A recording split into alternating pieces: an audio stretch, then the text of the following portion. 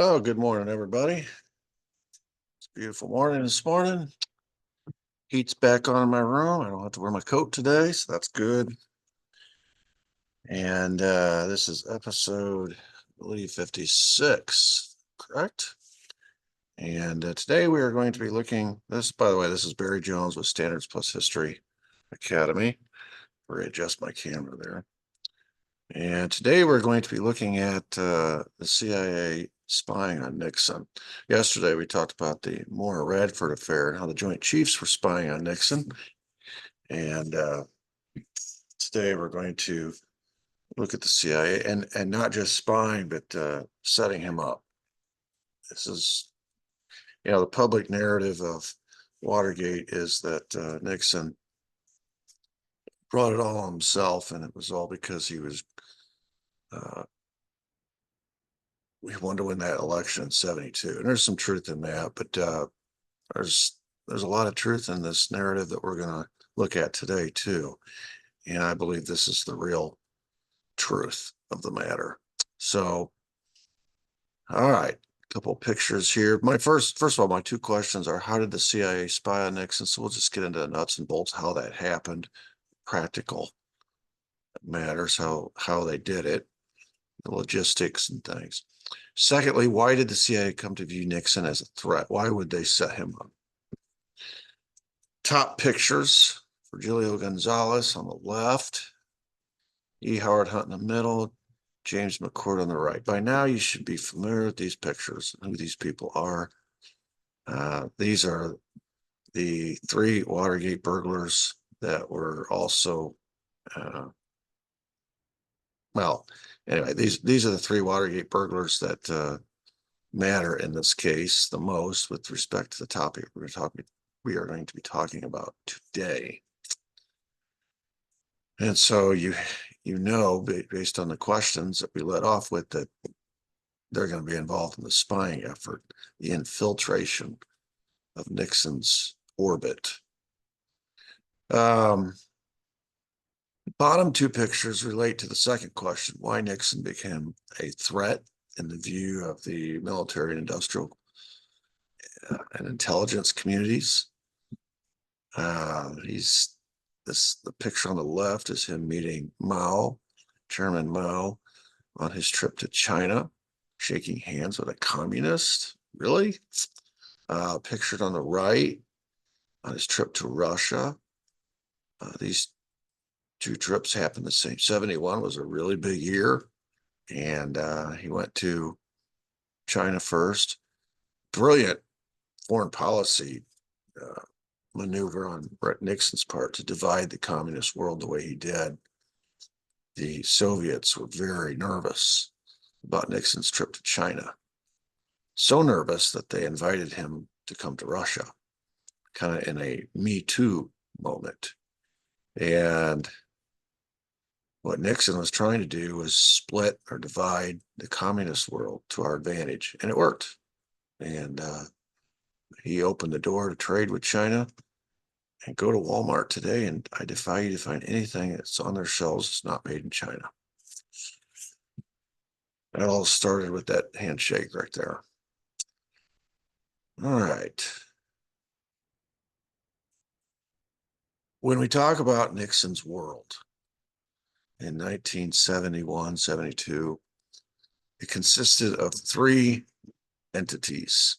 Obviously, he's president of the United States. He occupies the White House. He's got a staff. He oversees the executive branch. So that is orbit number one. Orbit number two is the committee to reelect the president. Obviously, 72 is right around the corner. And so he is going to have to staff a committee to prepare the campaign. While you're running the government, while you're running the country, you are preparing to campaign to keep your job. And you're going to put people in select positions whom you trust, you think, to run this committee and to handle the business almost in a full-time capacity of getting him reelected. So that is sort of a concurrent operation there.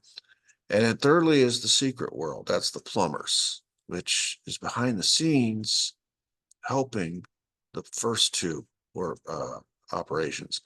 We've already seen how the Plumbers help the White House by stopping and plugging up the leaks. The Plumbers are going to morph, kind of transition into a new role come election season to help the committee to reelect the president. This is the rat fucking efforts that we've discussed at length, the sabotage, the infiltration, the burglaries, even the attempted murder of Jack Anderson. A lot of things, these Plumbers, and they're being run by G. Gordon Liddy, E. Howard Hunt. We've met 5 of them, got arrested, James McCord, the 4 Cubans, but there's more, there's others. Those weren't the only ones, as we will find out in the next couple days. So these are the 3 worlds over which Nixon presides. He is the he's the epicenter. He's the sun around which all the planets are orbiting. Yeah, so these are the 3 worlds that we're going to be looking at today. When we left off yesterday, the agency, the CIA, has just learned that Nixon has a secret White House intelligence operation. Of course, they're not going by the name Plumbers or anything of that nature. They just know they've got a unit. And it's at that point that the CIA director, Richard Helms, is going to jump into action.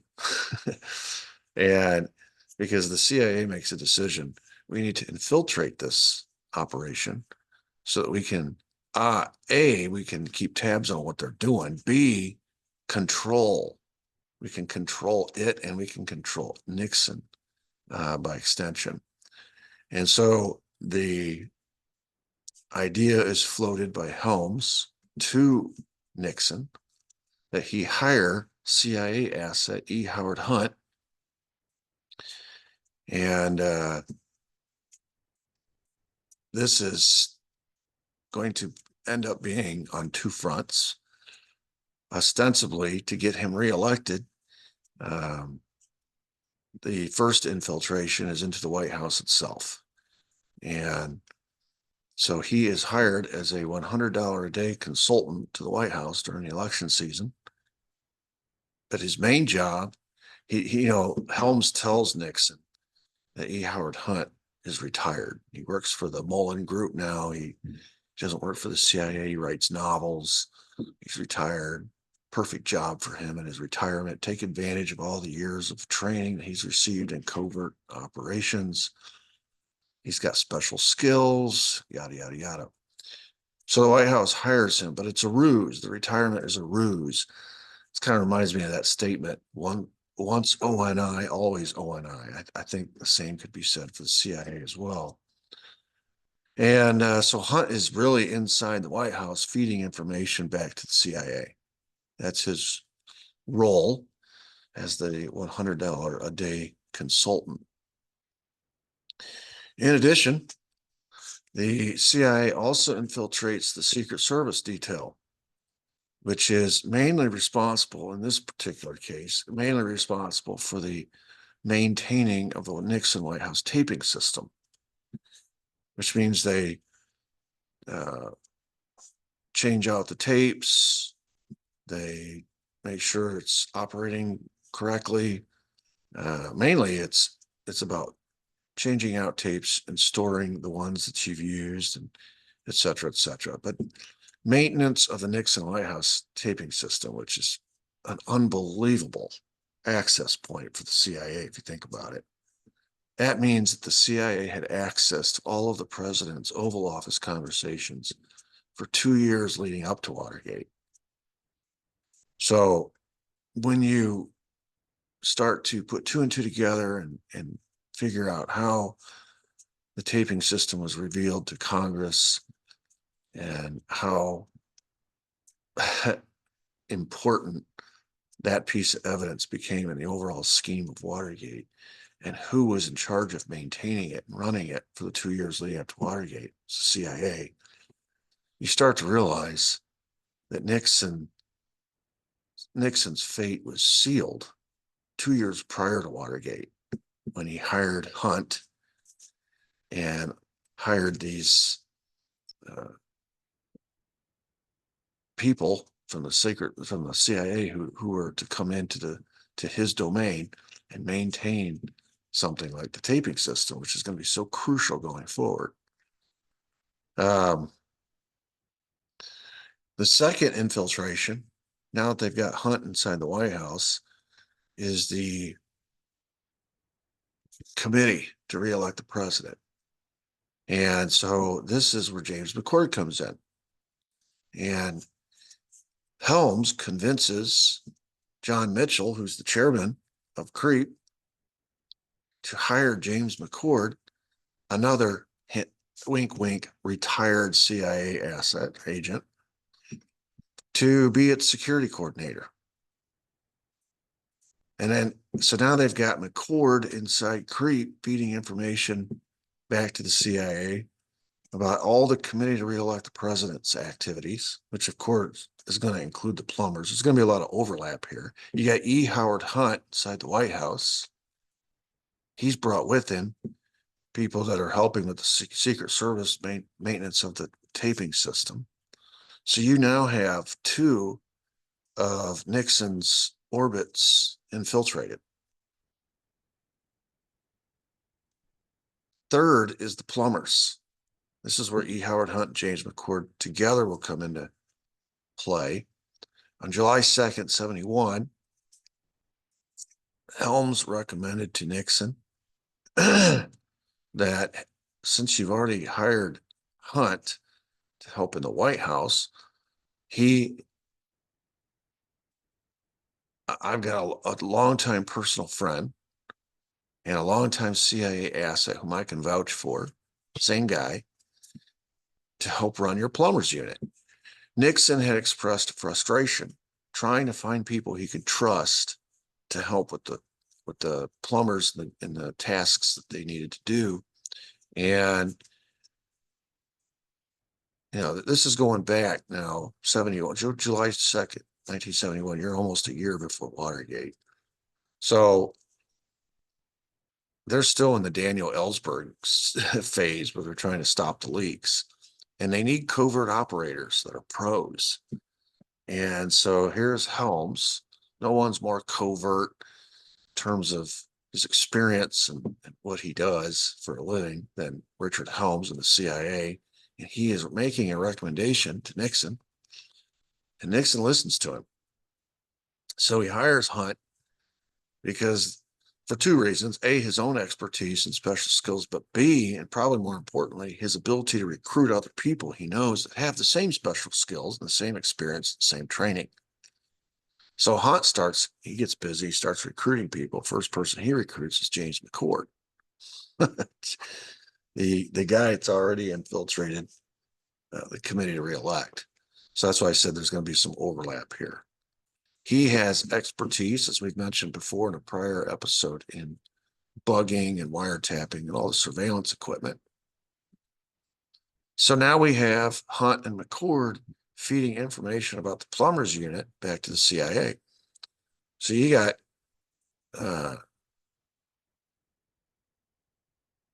these two guys have infiltrated all three of Nixon's orbits. E. Howard Hunt is in the White House, along with some CIA guys that are taking care of the tapes.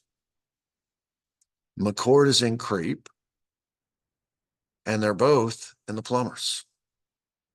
And they're both actively feeding information back to the CIA on all three fronts. One of the things that they did to make sure that the CIA had access to everything the Plumbers were up to is they made sure, remember, all the equipment, all that surveillance equipment came from the CIA, the cameras, the bugs, the microphones, the listening device, everything.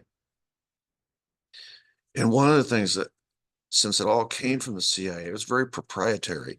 And what they did was all of the equipment was unique to the CIA, so the film could only be developed. The bugging devices could only be operated by the CIA. The film could only be developed by the CIA, which means every time they have an operation and they go and they plant a bug or a listening device or whatever, it's a camera maybe, all of that information is being gleaned from all the surveillance equipment is feeding through the CIA first. Okay. So the CIA has first dibs on all of the data that these plumbers are collecting. And Hunt, when he's planning these operations, is using his friends in the CIA and all their intel when he's planning these ops. This is, Nixon thinks he hired a free agent here.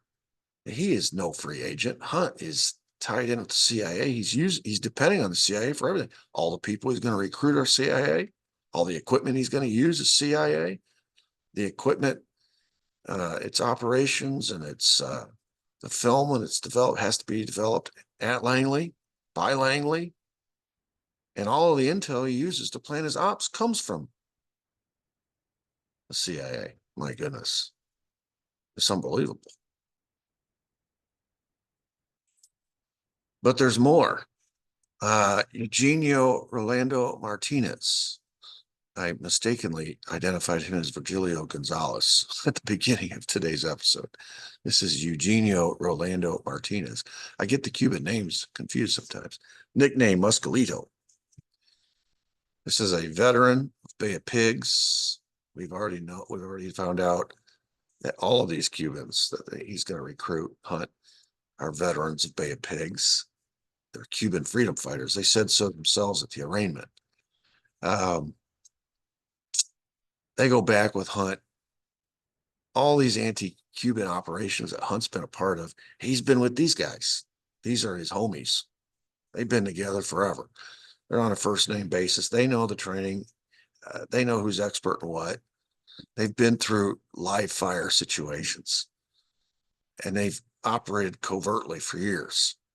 And they've all been paid by the CIA. So you go with the people you trust, the people you have experience with, the people that you've worked with before.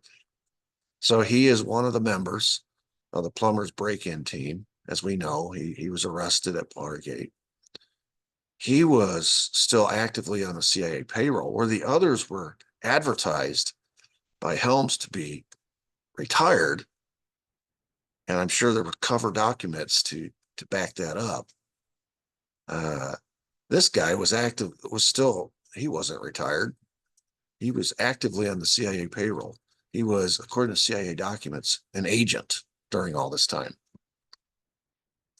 So not only have you recruited into your, it's like you've invited a fox into the hen house, but not just one fox. You've invited 3 foxes into your hen house. You're Richard Nixon.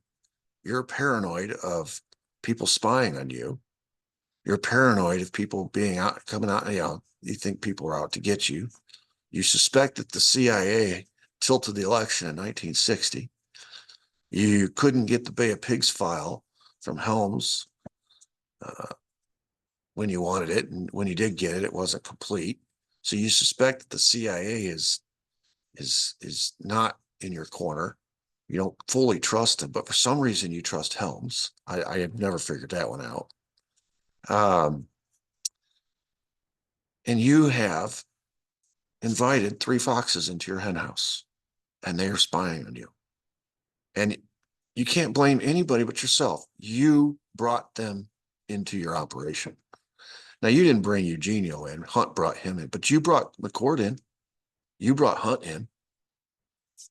And everybody who comes in subsequent are a direct result of those 2 decisions. It's just unbelievable. Now, that's an answer. What I just we just covered is an answer to the first question. How did the CIA spy on Nixon? I mean, they're just as close to Nixon as anybody. So CIA is getting real-time information. And I mean, this is as good intelligence data as you can get. They're right there in the White House, right there at Creep, right there with the plumbers. In fact, they are the plumbers. They're not reporting on the plumbers. They're not watching the plumbers. They are the plumbers. Now, the second question I asked was, why was Nixon considered a threat? Why are they watching him so close? What is it about Nixon that makes the CIA nervous? That makes the intelligence community nervous? And I showed you those two pictures, the one of him meeting Chairman Mao in China and the other meeting Brezhnev in Russia. Well, the bottom line is Nixon was acting differently as president than he ever had before. When he was congressman, senator, and vice president, he was as reliable a Cold Warrior as there comes. He's the guy that during the HUAC hearings stayed on the case, even when a lot of people wanted to cut bait and run. He stayed after it and was able to prove that we had some communist infiltrators, spies in our midst. And he kind of made his reputation as a young congressman at those House of Un-American Activities Committee meetings. And so consequently, he was, as I said, I think I just had a blip on my internet there. So I'll just repeat what I said. When he was a congressman, he was part of HUAC. He was one of the guys who helped pursue these communist agents, these infiltrators, these spies in our society. And a lot of other congressmen cut bait and run at that point. They didn't have the courage to follow through with it. He did. He was virulently anti-communist. And and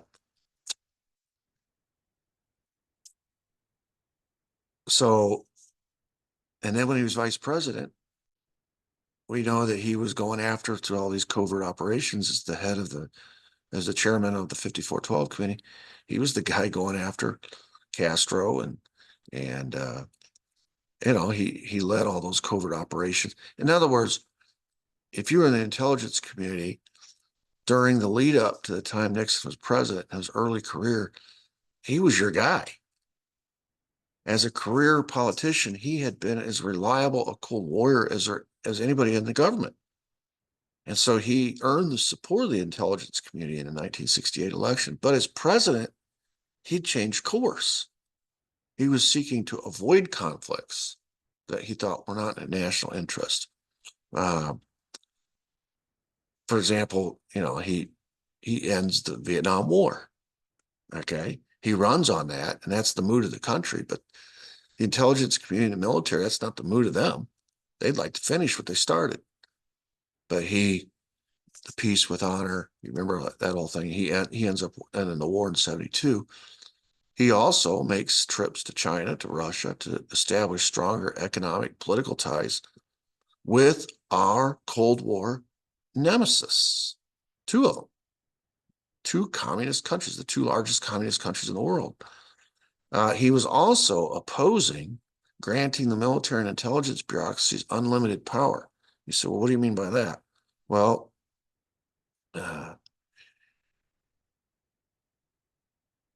okay. Trying to get there we go.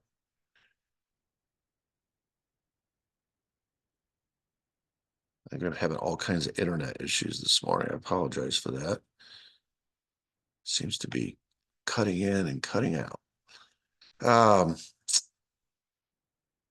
As a practical matter, he has decided by 1972 to assert presidential control over these bureaucracies, such as the National Security Council, the NSC, the State Department, the CIA, etc. And he's going to use his trusted national security advisor, Henry Kissinger, as his man to hold them personally accountable.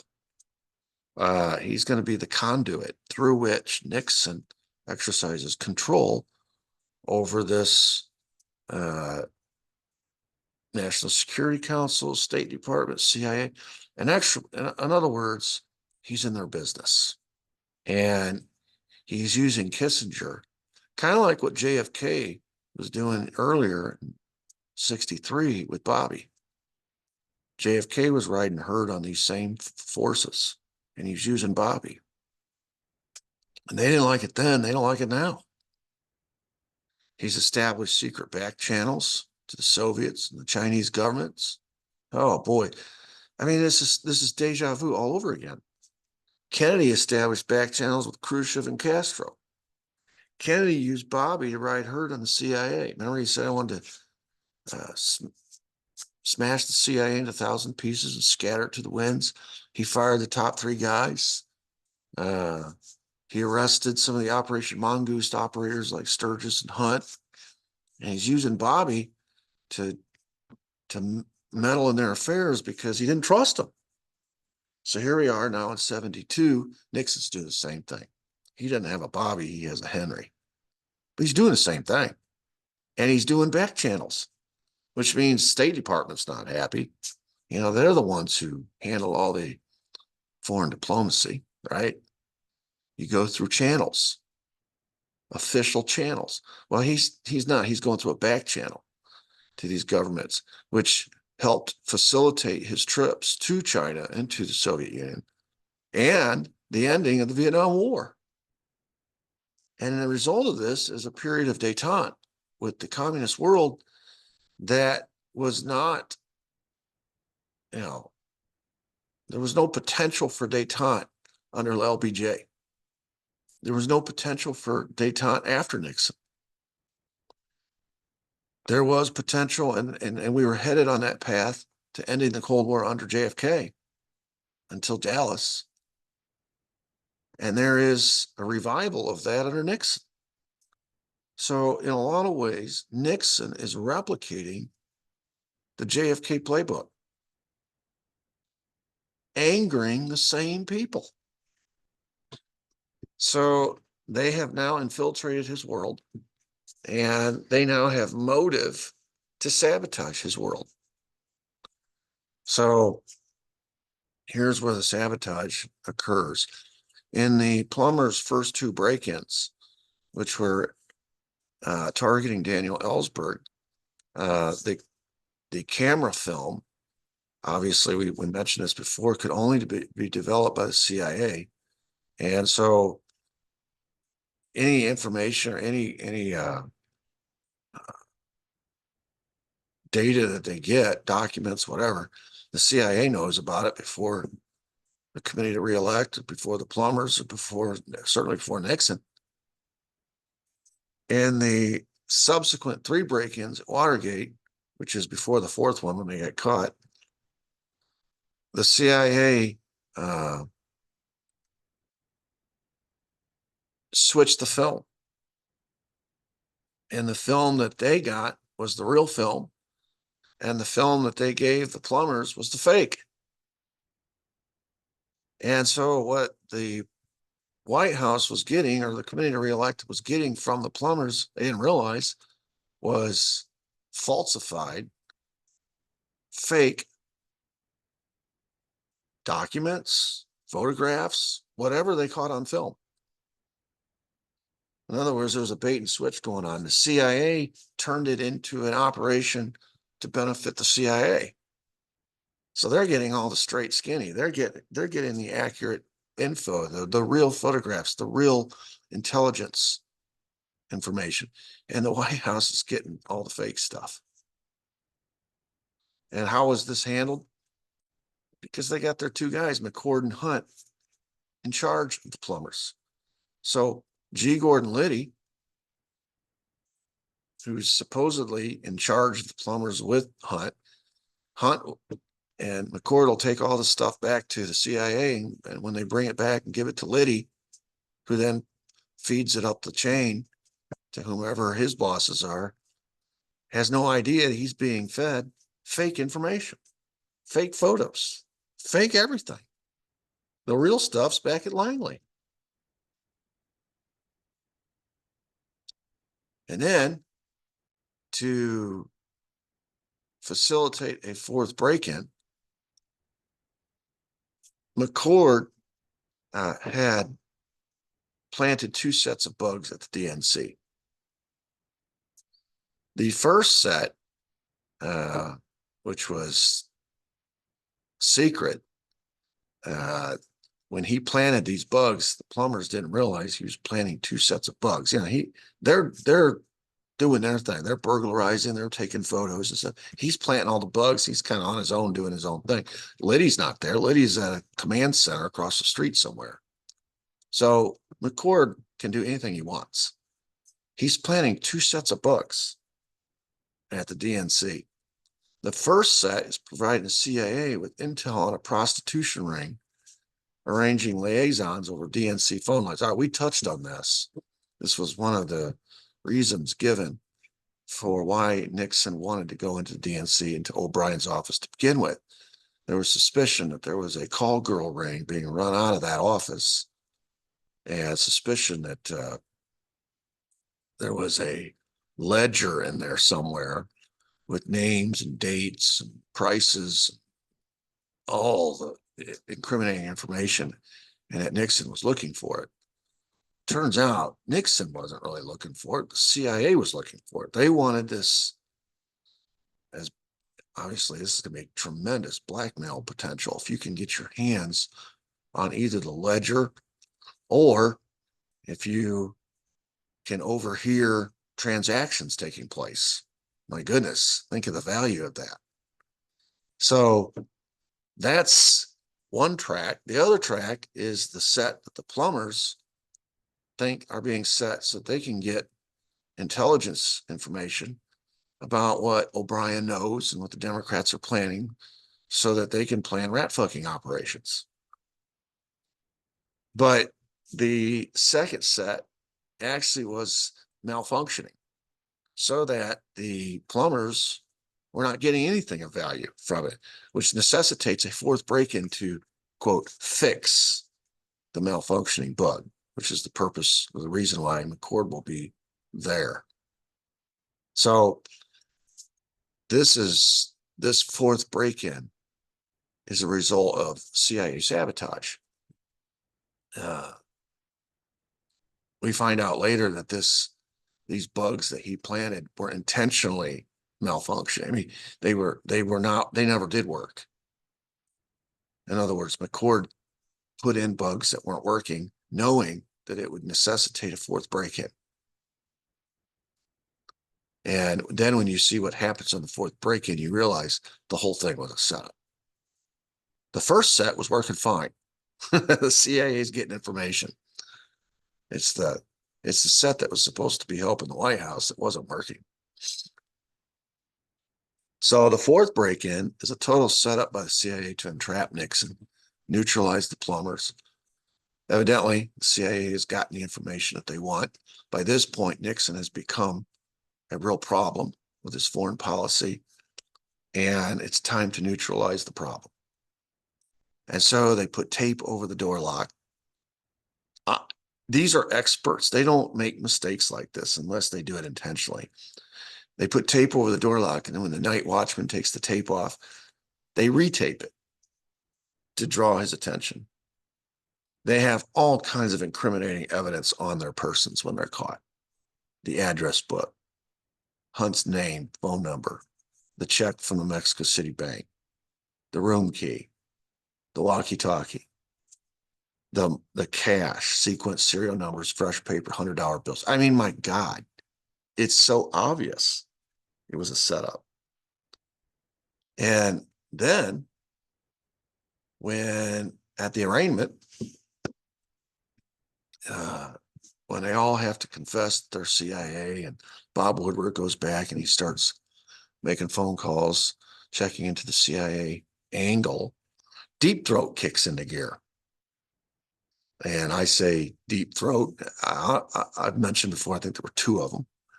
You got Mark Felt at FBI. You got Alexander Haig in the White House. And as we learned yesterday, Alexander Haig will sell you out in a heartbeat. He's already selling out Nixon to the Joint Chiefs. And they're both going, these deep throats are going to both steer the investigation away from the CIA towards the White House.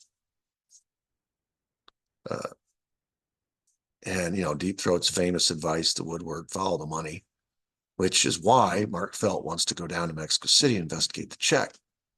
And now all of a sudden Nixon on tape is obsessing over these Bay of Pigs and Bay of Pigs guys. Tomorrow I'm going to give you a quote from Nixon that I have saved, which I think is the nail in the coffin as far as why I believe Nixon was so concerned about Watergate leading back to the JFK assassination. I mean, he says it in his own words. So far, we've kind of, you know, it's been kind of circumstantial, and you've had to put the puzzle pieces together, and it looks pretty convincing even now.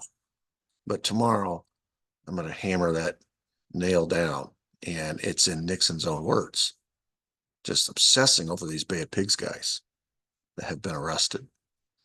And of course, he's very worried about this Mexico City bank account, and he begins arranging hush money payments to E. Howard Hunt. We'll talk about those hush money payments and the blackmail from the Hunt family. We'll talk about that tomorrow as well. And then, of course, the presence of the tapes, whom we've just learned it was the CIA and their guys who have infiltrated the Secret Service who have been maintaining all those tapes. And it just so happens at a hearing, Alexander Butterfield reveals the presence of those tapes, the existence of those tapes. And from then on, it's just a matter of time. You know, Nixon thinks the Supreme Court will protect him. And of course, we know that's not going to happen, or that doesn't happen. And once the tapes are released, he resigns within 3 days. All of this is being orchestrated from the moment Richard Helms recommends to Nixon that he hire E. Howard Hunt. From the moment Nixon even entertains that idea, much less hire him, his goose is cooked. Helms has succeeded in infiltrating Nixon's world. And once Hunt's embedded, here comes McCord. Here comes Eugenio Martinez. Here come the guys to infiltrate the Secret Service and run the taping system. And at any time, they're kind of like sleeper cells. You know, you hear about these terrorists in the world of terrorism that they use sleeper cells, and they send these people into your neighborhoods, into your cities, into your country. And when the moment is right, they engage. But until then, they just exist as private citizens. They get jobs, and they send their kids to schools, and they live next to you as your neighbors. And then everybody's shocked and surprised when it turns out they were terrorists all along. Nixon is being terrorized, and he doesn't even know it, by all these CIA implants that are not only reporting what Nixon's up to in the White House, in the Committee to Re-elect, and in the Plumbers. When it comes to the Plumbers, they're actually planning the operations and carrying them out. It's unreal. It's absolutely unreal. So now that the smoking gun tape comes out, and as far as Congress is concerned, they have enough for impeachment. And we talked about that Senate hearing where Bob Haldeman reveals, you know, what Bay of Pigs means and why Nixon is so paranoid about that. I think there was a realization on the part of Congress, the House and the Senate, where this might lead.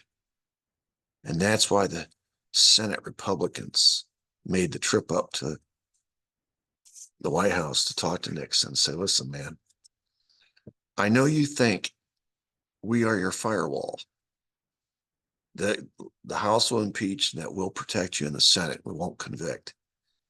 But if you let the House impeach, there has to be a trial. And in a trial, you risk exposure. And of course, Nixon knows what exposure would mean. And I think they knew as well. And I think there's some communication going on there that we're not privy to, where they're saying, listen, we can't protect you. We can't stop this information from coming out if there's a trial. The only protection against this exposure is if you resign now. And if it comes out publicly, the trial is going to be on television. We can't vote to keep you. We can't vote with you. You will lose. We will have to vote to convict, because we all know what evidence there is. We know what's coming. You know what's coming. And so to prevent that exposure and potential conviction, but he's more worried about the exposure. He is literally driven from office. And that's why it only takes 3 days for him. You know, from the time the tapes come out, they start listening to those conversations, they realize, holy cow, this is explosive stuff. And of course, it's presented to him in such a way that if you can get convicted from the Senate or in the Senate, you lose your pension, you get driven from office. Now you're open to criminal prosecution, which means a second trial. Whatever didn't come out the first time is going to come out the second time. You could possibly go to prison. Yes, you could probably take down a lot of DC with you. But in the end, it's not going to do you any good. Your reputation is going to take a hit for resigning, no doubt about it. But there's no rehabilitation for being exposed and linked to the JFK assassination, in addition to Watergate. There's no coming back from that. If you resign, there's no impeachment trial, which means no exposure, which means you're doing the honorable thing. You keep your pension. And then, you know, we've already set it up. Ford's going to pardon you, so there's no criminal trial afterwards. And you get to be the author of your own ending. The one you don't. So and I've mentioned this several times, I don't believe there's any such thing as coincidence in the world of intelligence. Just like in 63, you don't assassinate JFK if the placeholder, the number 2, is somebody just like JFK, who's going to be a continuing source of irritation, just like JFK was.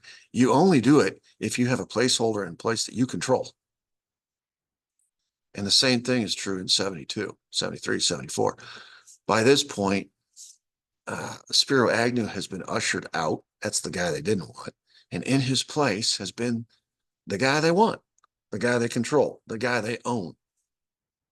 And we've talked about Ford. He served on the Warren Commission. He's been covering up since 63, running around publicly defending the Warren report. He's the guy that moved the bullet up 6 inches in the back to the neck to make the single bullet theory work. He's perfect. He is the getaway car for all of the guilty parties in both of these events. So the replacement has been carefully vetted and chosen. This was not a whimsical choice by Nixon. Of course, Nixon didn't make the choice. There was a recommendation that he accepted. And, you know, people talk about a corrupt bargain between Nixon and Ford. The bargain wasn't between Nixon and Ford. The bargain was between these folks that are setting this up, these shadowy people, and, you know, that they're orchestrating this whole thing. They tell Ford, you will do this, just like they told Ford after the Warren Commission issues its report. Okay, now go out and defend it. He's been defending it ever since. His job this time is to pardon Nixon. I mean, politically, it's going to be suicide for him. It's going to cost him the 76 election. The American people never forgive him for that pardon. But it was it was just like LBJ politically. He had to give the powers that be that wanted JFK out of the way. He had to give him the war, and it was political suicide for him. That's why he didn't run in '68. So there's poison pills that these guys have to take when they get their promotion, and but they're willing to do it because they're part of the problem, and they're covering up their own culpability. In LBJ's case, he was going to go to jail. If JFK lives, LBJ is not on a ticket in '64, and he goes to jail. So he didn't have much choice, if you ask him. Ford doesn't have much choice. He's been covering up the Warren report, and when it's presented to him that he's going to be the VP, he's already compromised, and so they just give him his instructions. You are going to pardon Nixon. That's the price. So then you look and you go, what happens? This is where you look at cause and effect of what happens. What happens after Nixon leaves office? What happens to our foreign policy? Just like in '63, what happens to our foreign policy? When JFK is killed, within 2 days, National Security Action Memo 263 has been reversed by 273, which is, instead of pulling out of Vietnam, it's engaging fully in Vietnam, which results in the Gulf of Tonkin, and the rest is history, right? Well, look what happens after Nixon. We end up in a proxy war, kind of like a Vietnam redo, only this time it's the Russians who've invaded, and we're the ones bleeding them. And this is the new proxy war, replacing the old proxy war in Vietnam. That's going to happen in the next couple of years. Anti-communist interventions in Latin America, including Nicaragua. And then, in a not too distant future, President Reagan is going to facilitate the largest military buildup in U.S. history, including this fantastic sounding idea called Star Wars, SDI, which is billions and billions of dollars. And of course, who's his vice president? The former director of the CIA, George H.W. Bush, who will then follow 4 years later, or 8 years later, Reagan, and serve his own term as president from '88 to '92. So for the next, from '80 to '92, the CIA is effectively in the Oval Office. They're in the White House. They got their man there, either as vice president or as president. Just like they had Nixon as vice president in Eisenhower's administration from '52 to '60. That's the business of the CIA. They infiltrate. And this infiltration of the Nixon orbits, the 3 orbits that we talked about, is going to make possible this infiltration going forward and their control over our foreign policy. So what are the ironies that connect the JFK assassination and the Watergate scandal, JFK and Nixon? Here you have 2 leaders who were audacious enough to challenge the national security state. They were threats to the Cold War ideology that has become orthodoxy in America. Both were secretly back-channeling negotiations with the Soviets, Nixon also with the Chinese. Both signed nuclear weapons treaties with the Soviets. Kennedy was the first, the nuclear test ban treaty. Nixon, SALT I. Both were seeking to circumvent national security state wishes in Vietnam. Kennedy, National Security Action Memo 263, pull all the advisors out, no war. Nixon, peace with honor, the negotiations that resulted in the Paris Peace Accords before we could win the war. I mean, again, I don't believe in coincidences. I believe both of these men became threats to the national security state, and there were conspiracies in both cases to take them out. And it's too obvious to do it the same thing to both of them. So you have, the CIA has different plays in its playbook. And one was taken out by assassination and the other by scandal. Uh,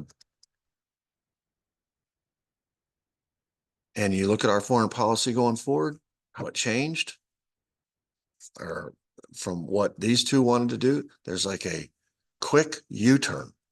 The direction JFK is heading, no war, no Vietnam War, end of the Cold War, cooperation with the Soviets in space. I mean, back channel negotiations, peace.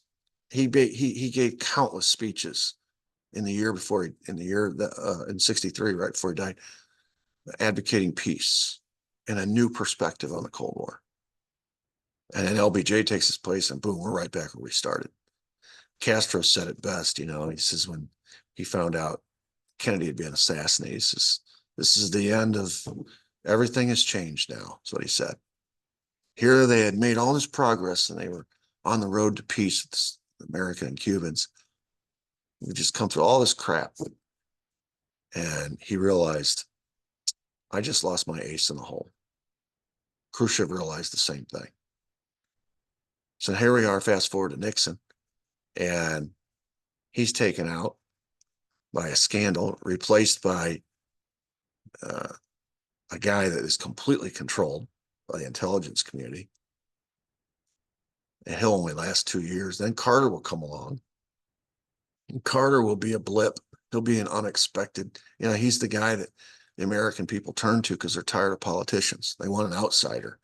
And when he makes a cluster of everything in Washington, whether that was his doing or sabotage, doesn't matter, because in '80, the guy that the intelligence community wants is Ronald Reagan. And you're going to see in the military too, the foreign policy, he comes out, and I voted for Reagan, my parents voted for Reagan. So it's like, but he was calling the Soviets the evil empire. When he was asked, how do you see the Cold War ending? He said, we win, they lose. We're going to build up, build up, build up. They're going to try to keep up. We're going to bankrupt them. And, it was Reagan who supported the Mujahideen in Afghanistan, the proxy war that was going on between us and the Soviets. It was Reagan who was supporting the anti-communist guerrillas down in Nicaragua and other places in Latin America. I mean, he's exactly what they want.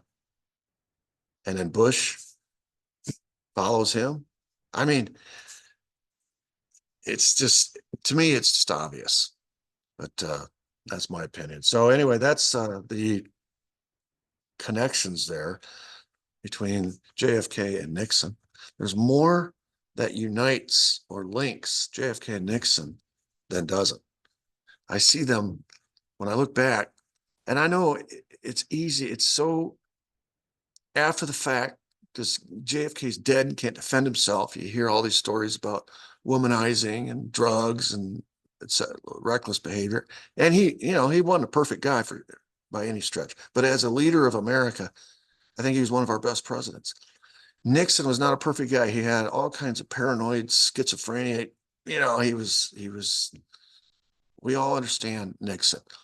But boy, as a leader, he did some tremendous things for America. Some tremendous things.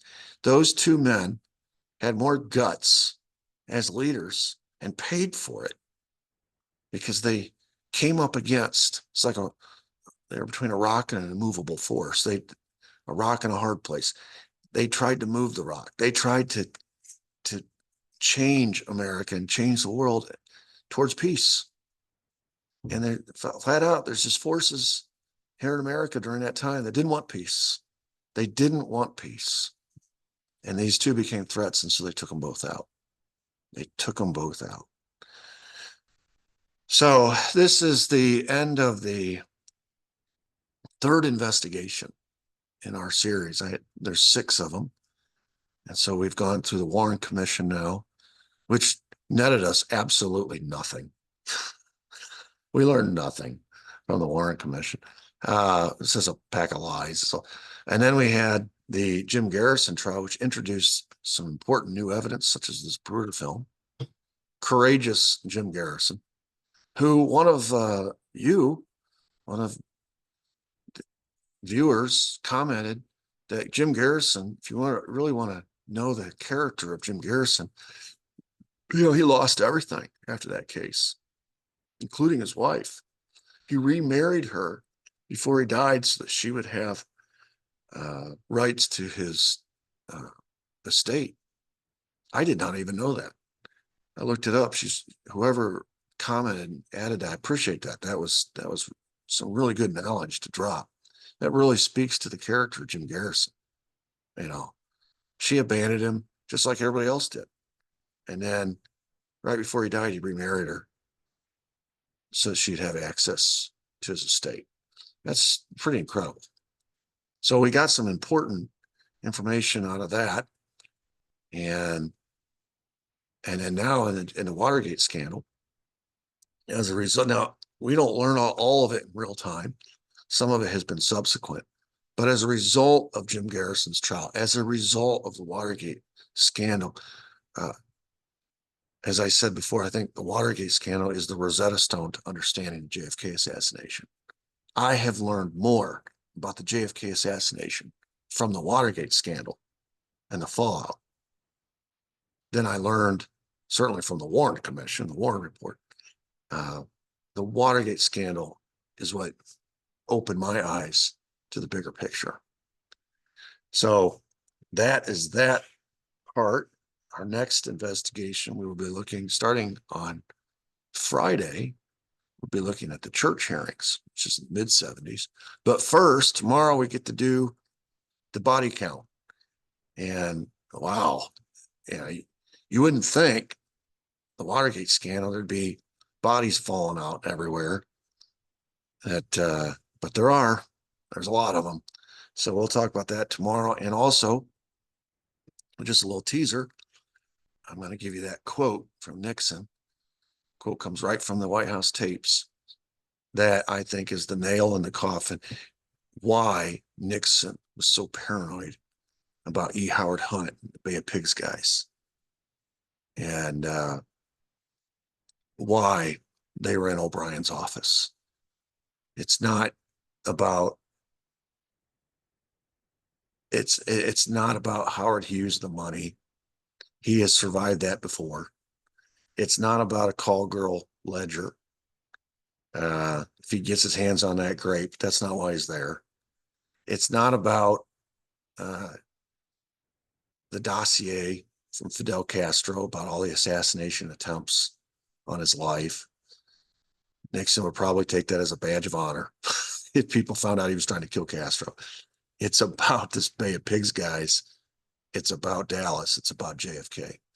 So we'll introduce that tomorrow. So I hope everybody enjoyed today. I apologize for the internet interruptions. I don't know until I go back and listen to this if it makes sense. But hopefully you're able to make heads or tails. The interruptions were at a minimum. If you want to check out my website, sphistory.com, subscribe to my channel. It's free. Feel free to comment. I love the comments. I try to interact as much as I can. Give us a thumbs up and hit the notification bell. And we will see you back here tomorrow. Have a great day. Thank you.